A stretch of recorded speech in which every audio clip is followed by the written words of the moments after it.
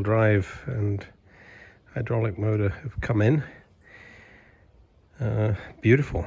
I ended up buying the $3,500 OEM version. No, not from Bobcat, but manufactured by the same company. You can get them cheaper, but I don't want this thing walking in circles. So I went for a slightly more expensive. The cheapest one I found was $2,275. The most expensive I found was $4,900, and the one I bought was $3,500. So now I'm going to clean up first and then get the old unit out. And now I know I'm getting the whole thing as a full assembly. I can throw everything away. Except I think I might keep the Bobcat end plate. I'll remember to keep that, but the rest can be cleaned up and thrown away.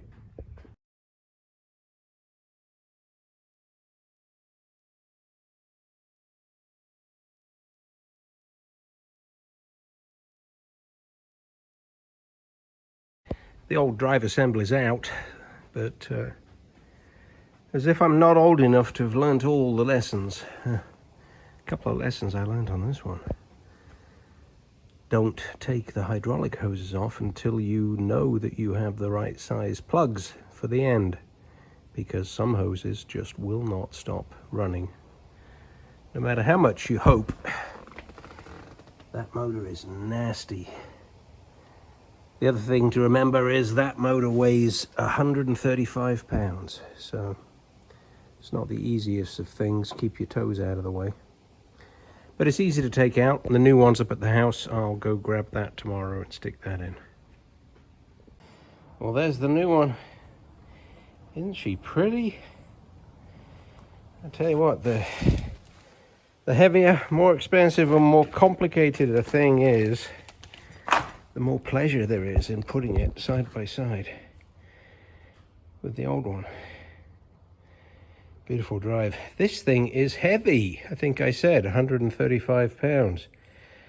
That is not light. And I'm going to rig up a strap for sure for when I'm putting it back in. I can probably get the arm around to help me lift it. I mean, lifting it's not a problem, it's the wiggling it into position to get the first bolt started is the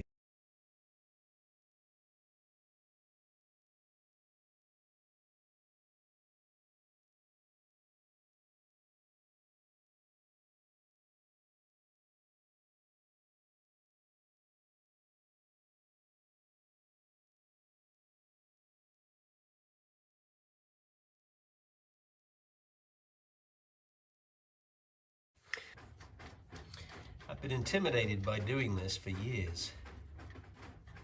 Looking at machines, looking at drives that are worn out, you know, blaming it on the cost of a new drive, turning down a machine, when in reality, if I was in a hurry and if I had done this before, like I have now,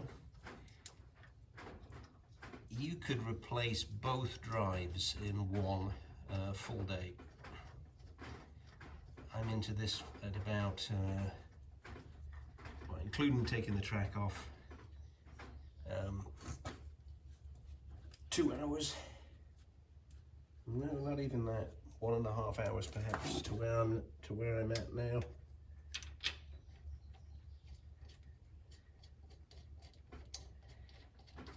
And I got to tighten and take my support out.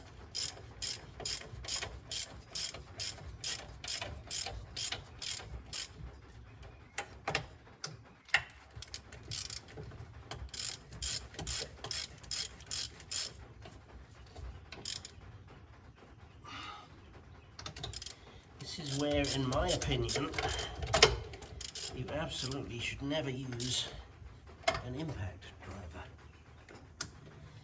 because you can't feel diddly. And I want to feel it snug up into its correct location.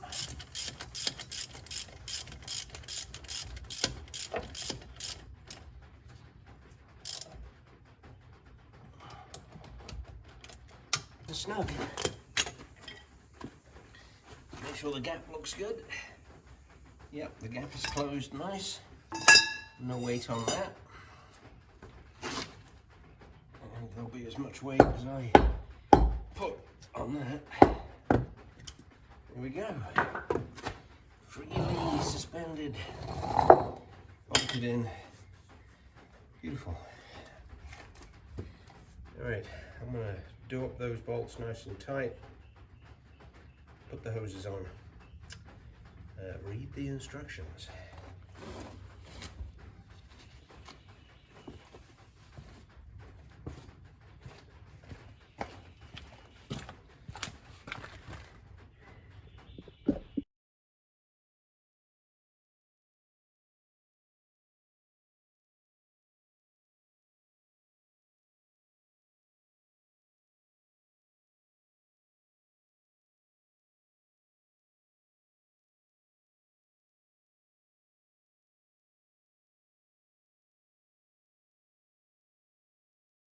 Well, there were only two things that it mentioned in those 5 pages of instructions. And that was that you need to fill the case drain, which is this one, by hand, to make sure that the pump has got fluid in it before you start it up, which is kind of weird. This is what they call the 2-speed port. Not sure exactly what it does. I thought that was the case drain at first, so I've left it off so I could fill it, but that is not. This is the case drain, so I have to somehow get a hose into that hole at the top and put a little bit of hydraulic fluid in it until it burps out and flows down everywhere, which will be easy. And then the second thing is to make sure that they filled the gearbox with oil, and all I have to do that is I'm going to take the higher of the 2 plugs out the end, make sure that fluid pees out, and then I'll check the level after everything's in and I can rotate the motor. So I'll just take that top one out there and just make sure that fluid comes out. And I'm not going to believe the level.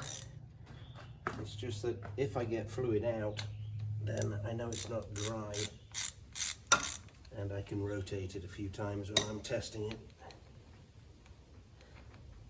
Should come peeing out. Yes, it is. And that's nice, thick, clean gear oil. So I'm happy with that.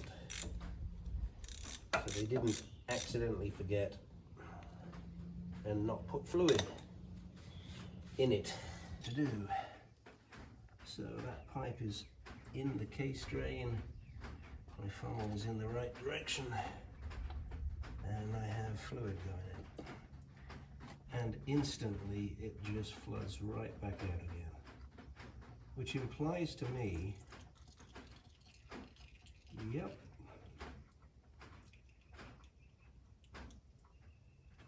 yeah, it implies to me that that was a complete wasted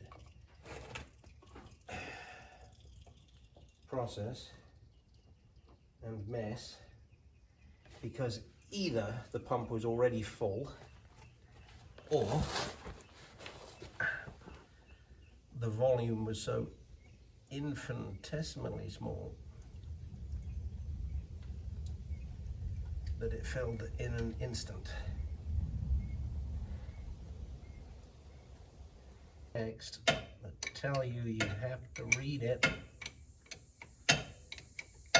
and almost as always it's a complete waste of time. It is only a waste of time though if you are someone, which is easy, not particularly heavy.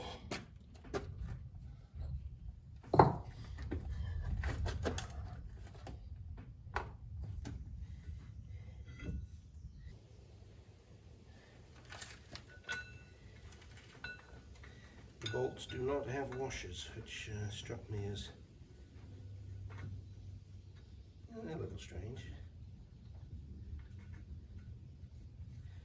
But let's get these all on and tight, and then let's fire this baby up and see what she does.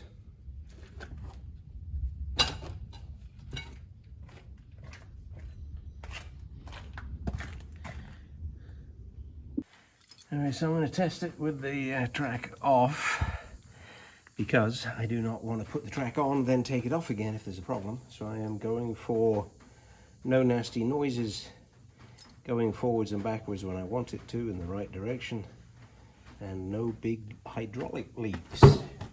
Well, maybe no hydraulic leaks of any kind.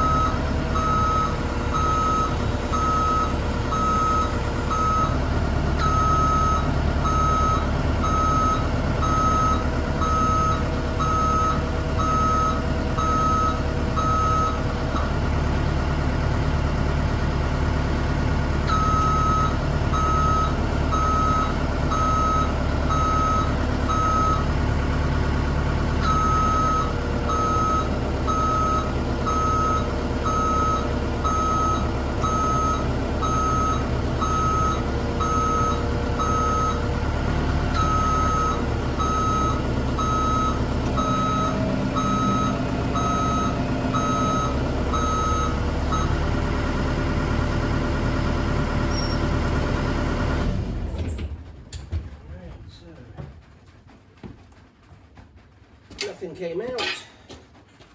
No leaks anywhere.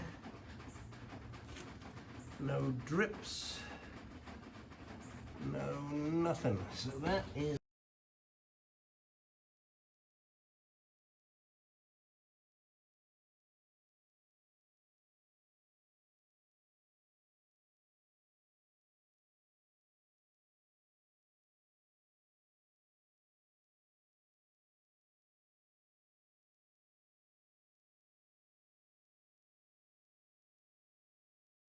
oh, it's all done. Some tools needed, some assembly required, but it's finished. So that took so 3 hours today, 2 hours the other day, of which 1 hour was disassembling and looking at what might have gone wrong. So I'd say 4 hours. If I had to do it again, it would be 4 hours. And I think, to be honest, I'm going to love this so much that I will buy the other side and put the other side on. Especially if it walks in circles. But we will see. So everything's good. It runs great. Just got to touch up the hydraulic oil, check the gearbox oil, and put my tools away. That's it. On to the next job.